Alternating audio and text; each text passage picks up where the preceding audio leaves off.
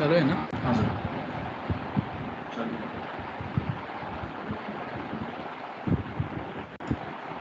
So today we are going to discuss about parasites. First is the amoeba, entamoeba histolytica. All of you know that it causes amoebic dysentery. Okay, others are the Neisseria and acanthoamoeba.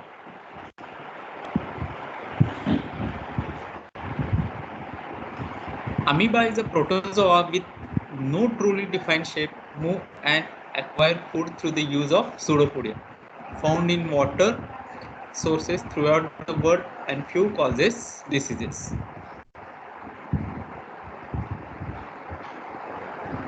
Entamoeba histolytica is carried asymptomatically in the digestive tracts of humans. There is no animal reservoir exists. Infection usually occurs by drinking water contaminated with feces that contains cyst, that is fecal-oral route. Trophozoites migrate to the large intestine where they multiply.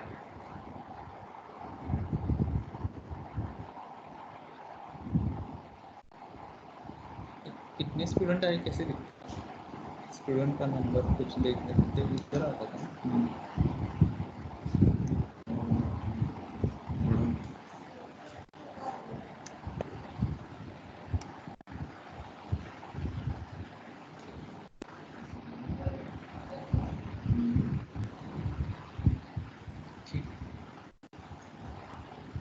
आपने recording start की थी sir? क्या? हाँ, you are recording this meeting.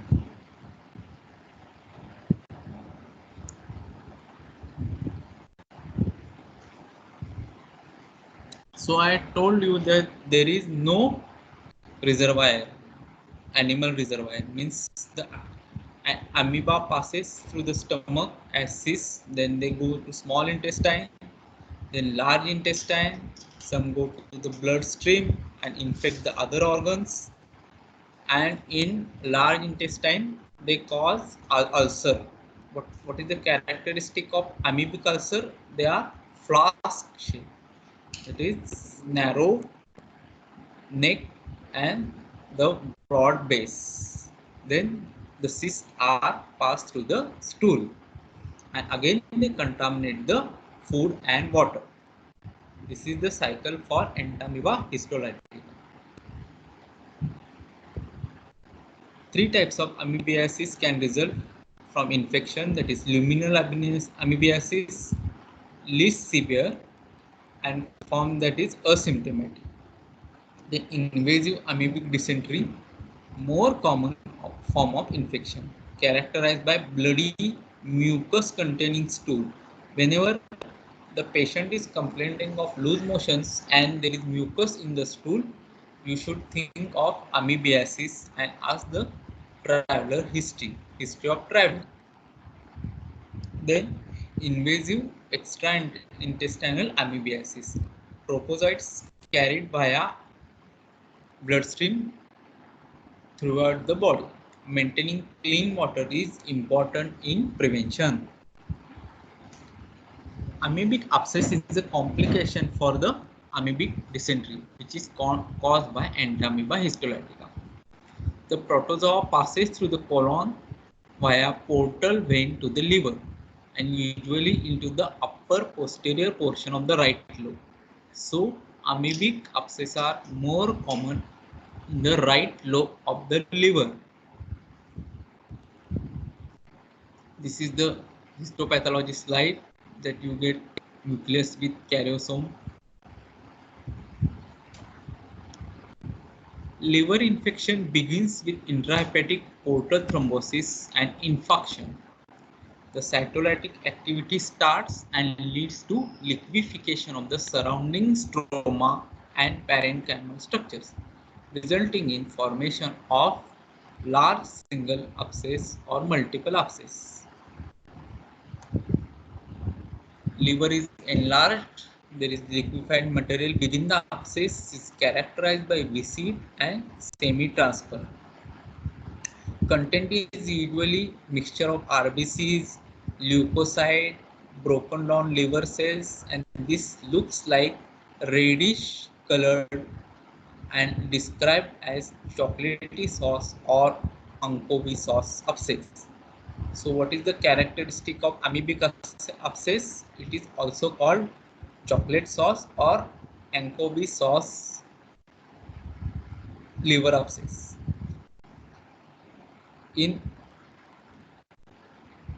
early early cases, wall of abscess is thin with little fibrosis, where older cases have a fibrous capsule. So this is the bottles containing the anchovy sauce pus, which is characteristic of liver abscess. Okay. So what are the clinical features of amoebic dysentery? Fever, chills, rigors, loss of weight, non-productive cough, shoulder pain when the amoebic abscess is in the right flow, vibration. Amoebic abscess contains the right lobe of the liver. What happens? The diaphragmatic irritation, that is the left shoulder and diaphragm is of same nerve innervation. Then pain in the right hypochondrium. It is soft, tender, smooth liver with increased liver span and mild jaundice. So, right hypochondriac tenderness, hepatomegaly, fever. These are the characteristics of amoebic liver abscess, and usually there may be a history of amoebic dysentery. Now, how will you investigate this case, amoebic liver abscess? That is, the total count is increased, leukocytosis, low hemoglobin in 50% cases. The liver function tests may show altered bilirubin and albumin level. Prothrombin time is widened. Serum alkaline phosphatase. Volume कितने percent है देखो, volume कितने percent है?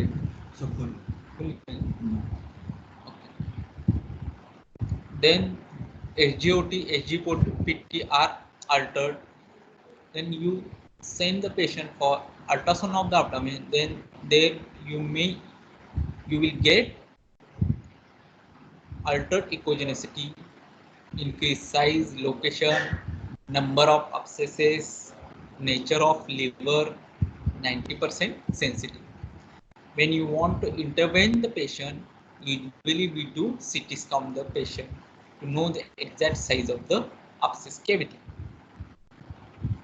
Then on X-ray, you will get the findings of raised diaphragm, pleural effusion, and soft tissue shadow. Now, what is the treatment of amoebic liver abscess, where the abscesses are multiple, less than 3 centimeter in size? You give metronidazole 800 milligram TID or injection metronidazole 500 milligram IV TID for 10 to 14 days. Okay, so metronidazole is a drug of choice for amoebic liver abscess, and we have to give it for 10 to 14 days. If patient is toxic, you have to admit the patient and give intravenous metronidazole, but small abscesses are there and only mild tenderness is there, you can give the metronidazole orally. Then another drug is tinidazole, 600 milligram BD for 5 days. And some other oral antibiotics have to be given to prevent secondary infection. These are the cephalosporins, ciprofloxacin or amoxicillin. When there are abscesses less than 3 centimeter in size, they will respond to the drugs. That is the metronidazole, which is the drug of choice for amoebic liver abscess. When the abscess is in large in size, that's more than 10 centimeter, infected abscess, failure of drug therapy, and left lobe abscess, seronegative abscess, abscess in the pregnancy where drug therapy cannot be used. Ultrasound guided wide bore needle aspiration is the last part of the aspirin field is same for the trophozoite study. Percutaneous drainage. Under US guidance, fetal catheter is placed into the abscess cavity percutaneously to drain the pus. It may fail if there is thick pus, multiloculated abscess, and multiple abscesses. Procedure may cause bleeding and infection. Surgery is indicated even after repeated aspiration or percutaneous drainage. Abscess cavity fills again if there is thick pus which cannot be drained percutaneously. Multiloculated abscesses, left lobe abscess because of danger of rupturing suicidal cavity, rupture abscesses, quadrate lobe abscesses, and multiple abscesses.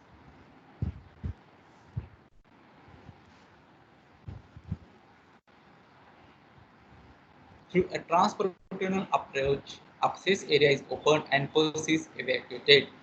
Mallicot's catheter is placed and brought out through a separate stab incision. The catheter is kept in situ for drainage until the drainage stops completely. Complete drainage of pus will confirmed by repeated US ultrasound examination. During discharge, advice is given to avoid alcohol in chloroquine 250 mg BD for 10 days, diloxinate fluid 500 mg TID for 10 to 14 days. So chloroquine and diloxinate are the other drugs. Main drug is metronidazole. When the complications are surgery like anesthetic complication, there may be bleeding because of prothrombin time may be delayed, liver failure in case of cirrhotic patients, intraperitoneal abscess formations, bile leak, bile peritonitis and fistula. Laparoscopic approach is also tried successfully in drainage of liver abscess instead of laparotomy. Laparotomy causes big incision in right hypochondriac region or upper midline incision. So to prevent this incision, we can drain the abscess laparoscopically and keep a drain. So this is the laparotomy we have done. We have opened the abscess. Second is the aspiration of the anchovy sauce pus. Okay, then the cavity is open. Okay, irrigated. Then we have put the Foley's catheter. Okay, this catheter, and this catheter is brought out with a separate incision. This is the drainage of amoebic liver abscess by laparotomy.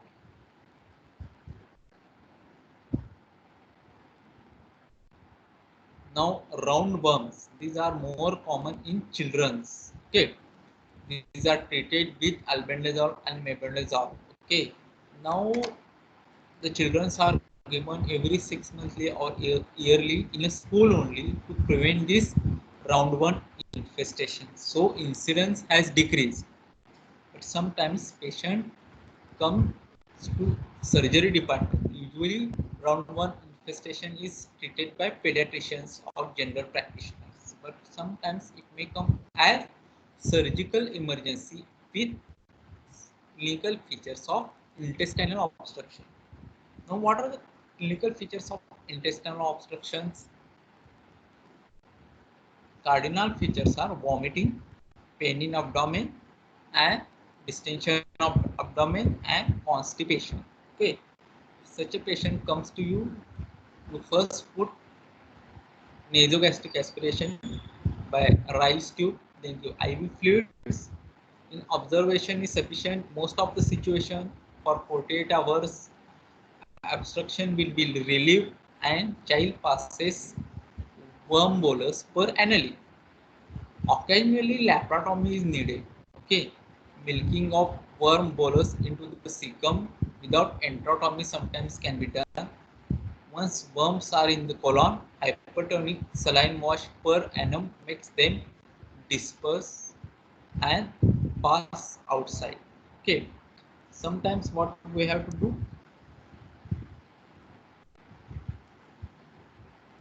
enterotomy and do the take out the roundworms. Okay. Ascariasis, pinworms, hookworms are the other roundworms. So features of the life cycle of the roundworms. These are the parasites of almost all vertebrae. Have a number of reproduction strategies. Most intestinal nematodes shed their eggs into the lumen of the intestine. Eggs are eliminated in the feces and eggs are consumed in contaminated food or water. Small intestinal nematodes release their egg into the soil. Larvae actively penetrate the skin of the host. Inside the body, they travel to the intestine. Another nematode insists in muscle tissue and are consumed in raw undercooked meat. Mosquitoes transmitted few species of nematodes. Adult sexual mature stages are found only in definitive hosts. So this is the cycle for Ascariasis lumbricoides. Okay, intestinal roundworms.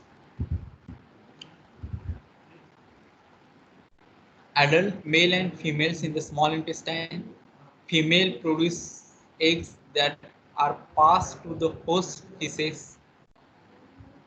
That is, single female can produce 2 lakh eggs per day. The juveniles in the egg mature and infective, that is the infective second stage. Eggs are ingested by host and hatch in the small intestine. The juveniles penetrate the tissue of the small intestine and enter the bloodstream. Juveniles are cuffed up and swallowed. The juveniles complete the development in the small intestine. The third stage, that is juveniles, migrate from pulmonary capillaries into alveoli air spaces. Juvenile migrate to the lungs and molt into the third stage of juveniles. Okay. So this is the cycle of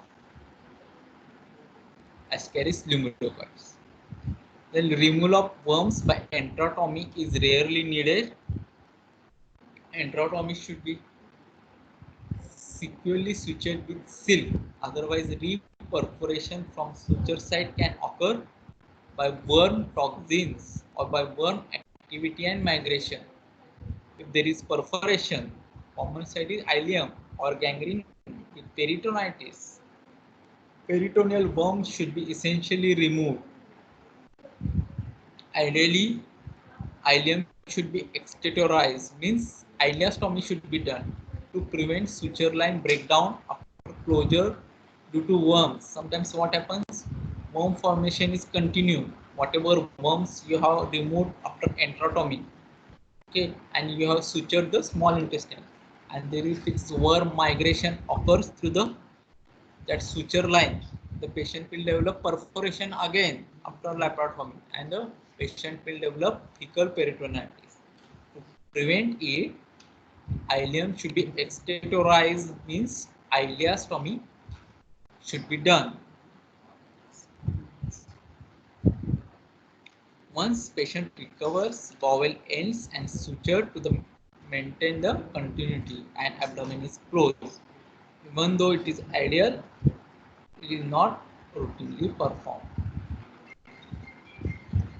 ERCP, that is endoscopic retrograde cholangiopancreatomy. Sometimes what happens, the round worm goes into the CPD or pancreatic duct and causes obstruction of the pancreatic duct and jaundice. In these cases, we have to do the endoscopic retrograde cholangiopancreatography, that is ERCP, to remove the round worm from the bile duct. Okay, ERCP. These are the hookworms, mainly found in the duodenum, causing duodenitis, and it sucks the blood from the intestine, and patient may develop anemia. So these are the hookworms should be treated with albendazole or mebendazole. So this is the life cycle of hookworms. Eggs enter the soil via human feces. They develop into the larva, first rod-like rhabdiform, then revert into thread-like filiform. Then, while walking barefoot in the soil, they may penetrate the skin of the leg and through the bloodstream to the lungs, and from there they are cuffed up and swallowed. From skin bloodstream to lungs, again they go cuffed up and swallowed, and infection then occurs in the intestine. Okay, so this is the life cycle of the hookworm. Now one more parasite, that is Echinococcus granulosus. This is the life cycle of the Echinococcus granulosa. Human is an intermediate host. Most of the parasite, human is a definitive host. But in case of Echinococcus, human is a intermediate host. Okay. Adult tapeworm releases the eggs which are excreted in by definitive host. So dog is a definitive host. Then intermediate host ingests the eggs. Okay. Or the eggs hatched and larva by the um, goat or something. Okay, from the definitive host, larva are ingested by an human being or goat or something. Then what happens? Larva develops into hydrated cyst. Okay, in intermediate or host also, larva develops into the hydrated cyst, and scoliosis from cysts attached to intestine and grow into adults, and these are again eaten by the dogs or something. So this is the life cycle of the Echinococcus granulosus.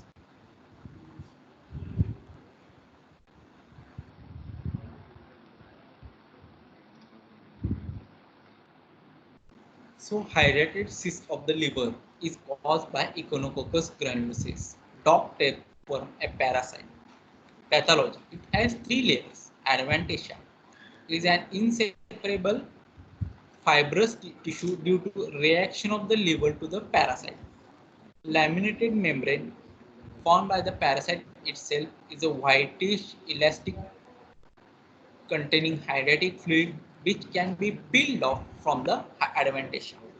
And third is the germinal epithelium is the only living part of the cyst, endocyst. This layer secretes the hydrated fluid. It has brood capsules with scolysis, that is heads of the future worms. So these are the three layers of the hydrated cyst. This diagram you have drawn in the microbiology. So this is the anatomy of the hydrated cyst. Outside is the ectocyst, adventitia. Okay. Then the laminate germinal layer where the brood capsules and the fluid is present, hydrated fluid is present. These are the daughter cysts. This is the brood capsule, which are the head of the scolysis, future scolysis. This is the macroscopic. When the hydrated cysts are there in the liver, we have opened the cyst wall, ectocyst, and we are evacuating this the hydrated cyst. Okay, you should never forget this diagram now. How the hydrated cyst look like. Now, what are the clinical features of the hydrated cyst? It is asymptomatic palpable liver with classical thrill, that is hydrated thrill is elicited by three finger test. There may sometimes there may be jaundice due to obstruction of biliary radicals, pain due to stretching of the liver capsule. Then features of anaphylaxis symptoms, if the hydrated cyst fluid is ruptured into the peritoneal cavity.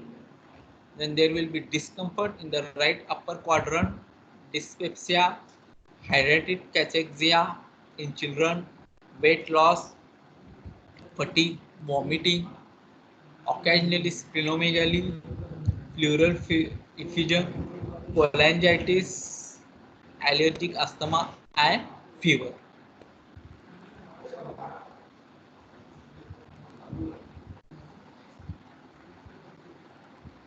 Then, how will you investigate the case? By ultrasound. You will see the cyst in the liver, that is fluid containing cavity. Then CT scan is more accurate in identifying the cyst. Okay. Then serological test can be done, ELISA, indirect heme agglutination test, lattice agglutination test. It has 80 to 95% sensitivity for liver hepatitis. Other tests are also there, PCR, etc. But usually now it is done by radiological investigation, that is ultrasound and CT scan. Again, the treatment is albendazole for 4 weeks with 2 weeks drug-free interval. Okay, praziquantel and mebendazole. Then puncture, aspiration, injection, and re-aspiration. Okay, this is the treatment for small cyst, that is puncture the cyst, aspirate the hydrated fluid, inject the scolicidal agents into the cyst, then re-aspirate. Okay, it can be done under ultrasound or CT guidance. Under local anesthesia, cyst is punctured using cholangiography, 20 gauge needle through thickest root part of the cyst wall. Cyst is entered through non-dependent valve and 50% fluid is aspirated. Later, alcohol sclerosant is injected. All multiple daughter cysts are aspirated. Radiopaque dye is injected to see if any communications are present with biliary tract. Scolicidal agents with 50 to 20% of hypertonic saline is injected in the cyst. After 20 minutes of re-aspiration is done, sclerosant alcohol is injected. If 6 centimeter or more, drainage catheter is placed for 24 hours. Only re-aspiration can be done for small cyst. But if cyst is more than 6 centimeter in size, we have to keep the drainage catheter. Then puncture, aspiration, installation of the scolicidal agent, and re-aspiration has gained wide acceptance as it is safe, less invasive, and easier to do with low morbidity and mortality. Surgery is the still choice and gold standard therapy for hydrated disease. The abdomen is open, the peritoneal cavity is packed with mops so that the hydrated fluid, which is toxic and may create anaphylaxis reaction, should not occur.